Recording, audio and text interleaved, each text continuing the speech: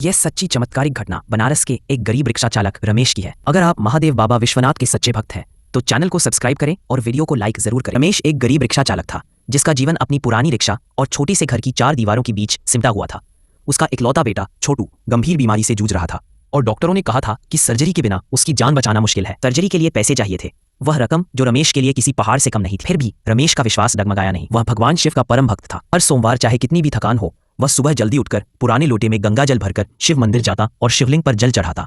अपने बेटे की सलामती के लिए वह आंखें मूंदकर प्रार्थना करता और उसकी आंखों से आंसुओं की धारा बहने लगती। एक ठंडी सुनसान रात को जब चांद बादलों के पीछे छिपा था, रमेश देर तक रिक्शा चला रहा था। उसका शरीर थक चुका था मगर दिल में एक जिद थी, बेटे की सर्जरी के लिए एक एक पैसा। और रमेश की उम्मीदें भी धुंधली पड़ रही थीं। तभी एक बूढ़ा साधु जिसकी लंबी सफेद दाढ़ी और जटाएं हवा में लहरा रही थीं, उसकी रिक्शा के पास आया। साधु के माथे पर भस्म की रेखाएं थीं और उसकी आंखों में अजीब सी चमक थी, मानो वे सारी दुनिया का दुख देख चुके हो। उसने शांत स्वर में कहा, बेटा मुझे गंगा तट तक छोड़ दे। रमेश ने हामी भरी और रिक्शा चलाने लगा। रास्ते में साधु की नजर रमेश के थके चेहरे पर पड़ी। उसने धीमे से पूछा, इतनी रात गए क्यों रिक्शा चला रहा है बेटा? तेरे चेहरे पर उदासी क्यों है? रमेश का गला भर आया। उसने रुकते रुकते अपनी व्यथा सुनाई। बेटे की बीमारी, सर्जरी के लिए पैसे की कमी और हर रात की अनिश्चितता। उसकी आवाज में दर्द था और आंखों में बेबसी। साधु चुपचाप सुनता रहा, मानो हर शब्द को अपने हृदय में उतार रहा हो। जब वे गंगा तट पर पहुंचे, रात और गहरी हो चुकी थी। गंगा की लहरों की आवाज और ठंडी हवा ने रमेश के दिल को थोड़ा सुकून दिया। साधु रिक्शा से उतरा और मुस्कुराया। रमेश ने झिझकते हुए कहा, बाबा किराया? लेकिन साधु की जगह वहां सिर्फ हवा थी। साधु गायब हो चुका था, जैसे कभी था ही। रमेश का दिल धड़कने लगा। उसने घबराते हुए रिक्शा की सीट पर नजर डाली। वहां एक छोटा सा पुराना थैला पड़ा था। कांपते हाथों से उसने थैला खोला।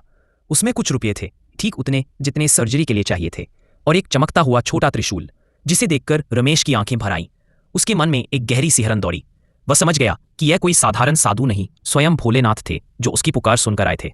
रमेश गंगा तट पर ही बैठ गया, त्रिशूल को सीने से लगाए और फूट फूट कर रोने लगा। हे शिवशंकर, आपने मेरे बेटे की जान बचा ली। वह बार बार यही दोहराता रहा।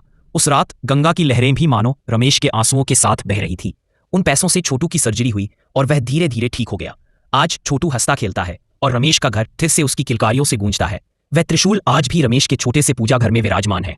हर सोमवार रमेश उसे फूलों से सजाता है और आंखें मूंदकर कहता है, हे भोलेनाथ, आपने मेरे बेटे को नहीं, मेरे पूरे संसार को बचा लिया। अब उसकी आवाज में दर्द नहीं बल्कि कृतज्ञता की गहराई होती है। अगर आपके साथ भी कभी कोई चमत्कार हुआ हो तो हमें कमेंट में जरूर बताएं। वीडियो को शेयर करें और चैनल को सब्सक्राइब करना न भूलें। हर हर महादेव।